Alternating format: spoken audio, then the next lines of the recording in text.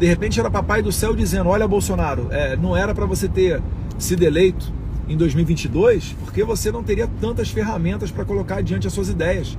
Mas em 2026, tendo maioria na Câmara, maioria no Senado, aliados internacionais, né, a gente tem uma possibilidade de ter ali em 2026, né, um Milei na Argentina, um Trump nos Estados Unidos, várias outras autoridades aliadas, né, o Vítor Orbán na Hungria, Deus quiser aí o partido Vox na Espanha e o partido Chega em Portugal, que estão numa crescente.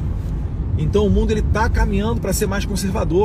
Mas antes, dá uma olhada nessa tela aqui, olha só o quanto a gente faturou com apenas uma notícia que a gente destacou aqui do Pablo Marçal. Se você quiser entender como fazer isso, né, ganhar dinheiro destacando as notícias aqui, repercutindo na internet, pode ser do Pablo Marçal, do seu time do coração, da seleção brasileira, fofoca, o que for, link na descrição para você. Cara, a eleição do Trump aqui não foi só, entre aspas, a eleição presidencial, né? Teve a eleição do Congresso também. E aí tem vários recados para serem dados a partir do Congresso. Eu vou falar para vocês aqui. Deixa eu primeiro tirar um negócio daqui.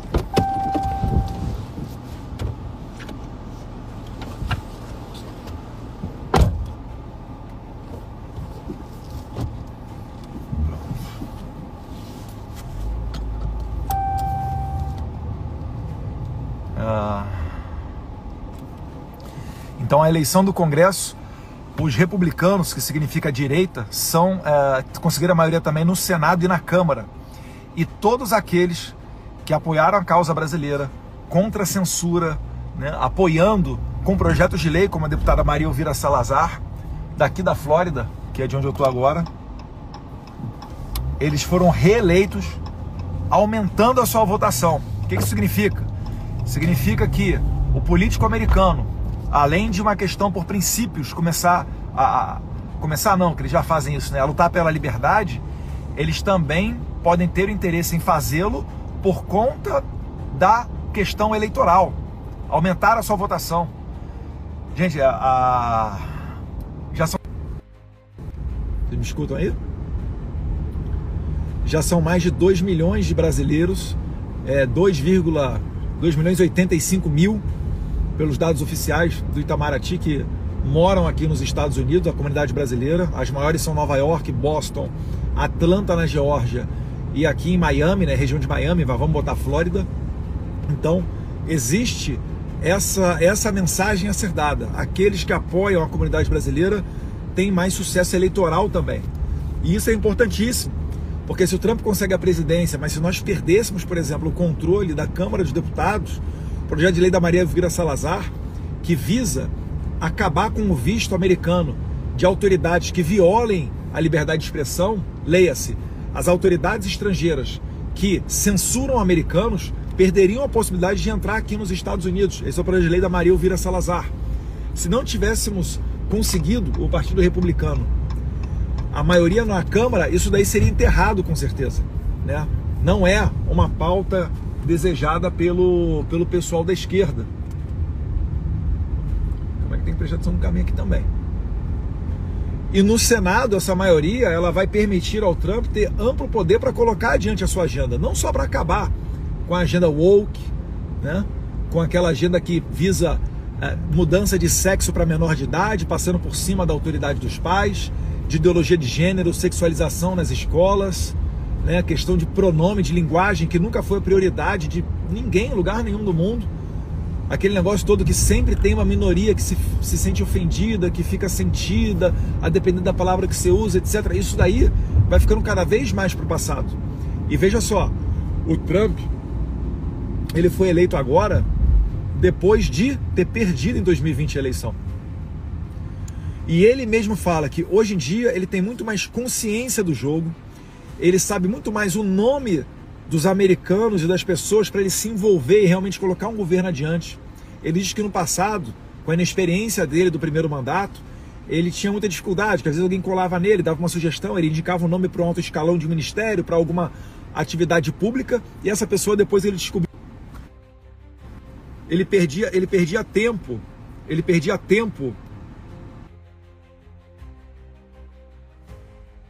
Ligar.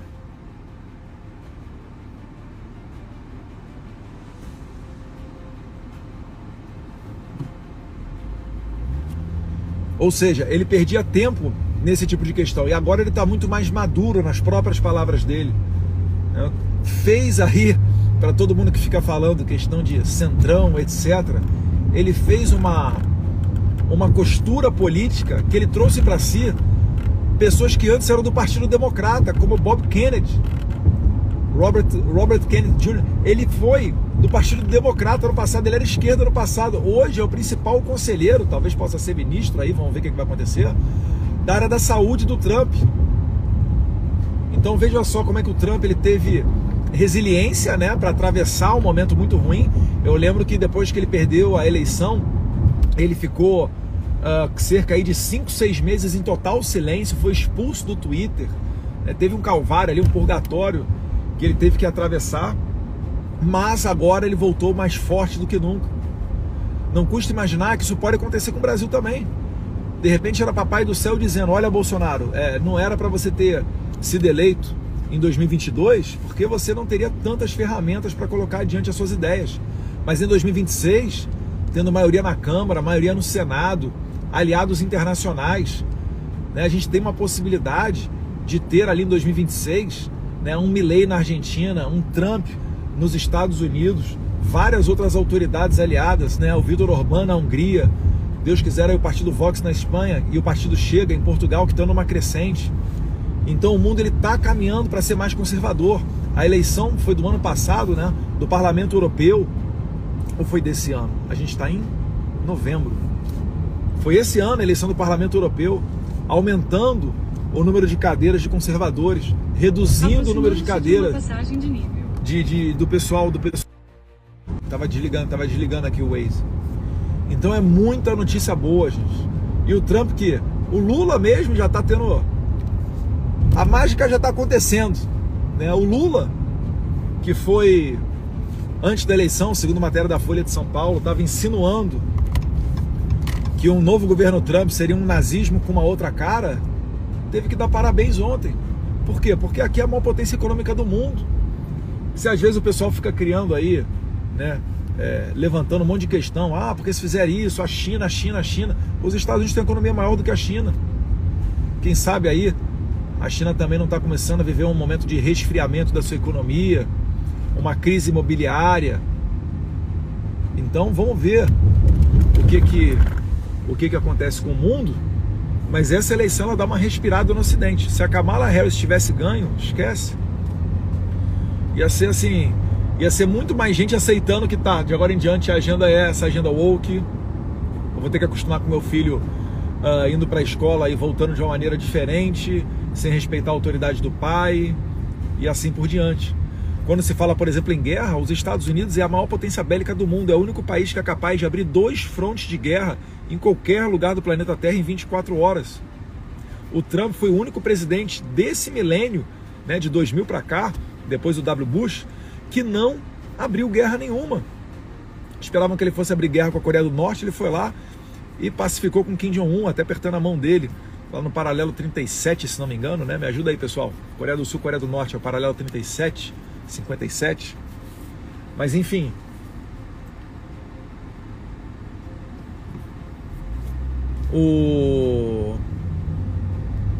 mesmo tendo em sua mão uma potência bélica como essa, o Trump ele fala em reconstruir aqui as Forças Armadas, voltar com moral dos militares, jamais seria capaz de fazer uma retirada desastrosa igual aquela que ocorreu no Afeganistão e fez a moral da tropa americana toda ir para baixo. Então tem muita coisa acontecendo, muita coisa boa. A gente ontem esteve lá com o Trump no Mar-a-Lago, né? Cheguei até o momento ali com o filho dele, com o Trump Jr., foi bem interessante, várias outras pessoas ali legais, estava com o Tucker Carlson, Vivek, o Elon Musk, né? Muita gente influente, mesmo aqui nos Estados Unidos, mas influente em pautas brasileiras. E esse daí é o espírito, né? O espírito de que o mundo precisa de um freio de arrumação mesmo, voltar a ter uma liderança sólida, até para reduzir o número de guerras pelo mundo. Eu estava falando do Lula, então o Lula, ele, né, voltando atrás da sua fala sobre Trump nazista, ou será se ele mantiver a sua opinião de que é um novo governo nazista, está dando parabéns ao novo governo nazista, né? Ficou meio dúbio para você ver, né, que um presidente ele não pode ser lacrador, ele não pode jogar para a plateia, ele não pode ficar, né, a todo momento falando aqui e acolá, senão vai meter os pés pelas mãos. É claro que no caso do Lula acontece com muita frequência, né, diria quase que diária. Ai, ai. Mas o que aí? O que vocês acharam? Ali, ó, Franco de Assis, que dia, meu amigo. Pô, Franco, sensacional. Felipe Carmona, boa, tamo junto, Carmona. Sheila Smith, FC, mandou a bandeirinha ali dos Estados Unidos. Vivemos tempos difíceis, com certeza. E agora essa configuração, o copo passa a ficar mais cheio, né? Se você vê na América Latina presidentes que não são de esquerda, você tem o Noboa no Equador, o Penha no Paraguai, Lacalle Pou no Uruguai, o Milei na Argentina e agora o Trump aqui nos Estados Unidos. Então repara só como é que a coisa começa a mudar e a região começa a ficar mais pintada para a direita, mais pintada de conservadora. É o copo cheio, o copo vazio. E aí o copo está mais ou menos cheio, está mais ou menos vazio. Deus quiser, a gente tendo os acessos que a gente construiu depois de, ó, para quem assistiu ontem, acompanhou lá o Paulo Figueiredo pela madrugada, eu entrei lá em um momento, fiquei uns 10 a 20 minutos com o Paulo Figueiredo. Para você construir aqui uma relação e você ter acesso a algumas pessoas aqui, demora tempo, gente. Eu, graças a Deus, Deus me deu aí sabedoria e meus pais me deram educação para você saber construir esses relacionamentos que não são simples, não são fáceis, né? Demanda muito tempo, muita presença aqui. No começo eu era muito criticado com relação a viajar, fui presidente da Comissão de Relações Exteriores e Defesa Nacional, mas eu acho que hoje as pessoas enxergam o valor, né, disso tudo. Os Estados Unidos têm um poder uma capacidade de pressão muito grande. Se vocês forem ver o que eles fizeram com a gangue, com a quadrilha do Nicolás Maduro, poxa, congelaram dezenas de bilhões de dólares do grupo do Maduro, da quadrilha do Maduro aqui nos Estados Unidos. Prenderam outros tantos, principalmente por atividades terroristas e envolvimento com narcotráfico. No Brasil, se tivermos autoridades envolvidas com narcotráfico, agora esse vai ser o foco do combate à criminalidade das autoridades americanas. Não vai ser mais tentar pegar Alan dos Santos, né? Nem nada disso. Prender gente por crime de opinião, isso vai mudar. Outra coisa, o Trump volta a ter o poder da caneta para fazer o perdão presidencial. Tecnicamente, é o que os advogados falam de graça, né? Se nós pensarmos lá, por exemplo, o Daniel Silveira, ele recebeu o perdão presidencial pela primeira vez na história do Brasil. O STF não reconheceu, mas o STF esperou o Bolsonaro sair do poder para não reconhecer. Lembra disso? Então, enquanto for presidente, eu duvido que o Trump vai ter algum problema na hora dele fazer a anistia ou o perdão judicial de quem quer que seja. Aqui tem gente também com problemas desde o 6 de janeiro de 2021. Aí no Brasil, nós temos o 8 de janeiro de 2023.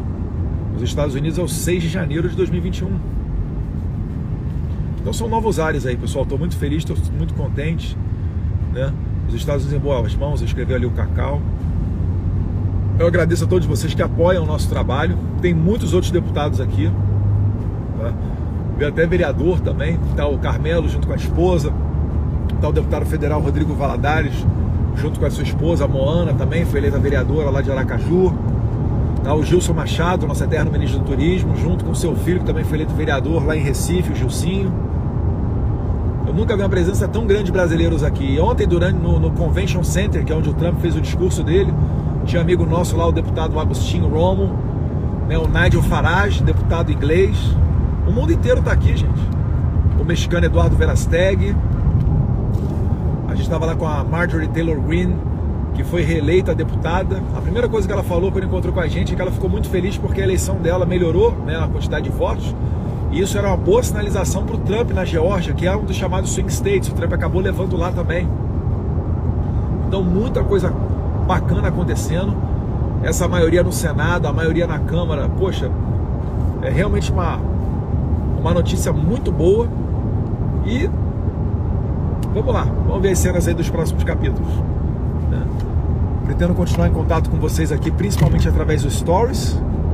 E vou ficando por aqui, pessoal. Não dá para ler porque a gente está dirigindo, senão dá uma lidinha nos comentários. Mas vamos lá. Um abraço a todos vocês. Fiquem com Deus.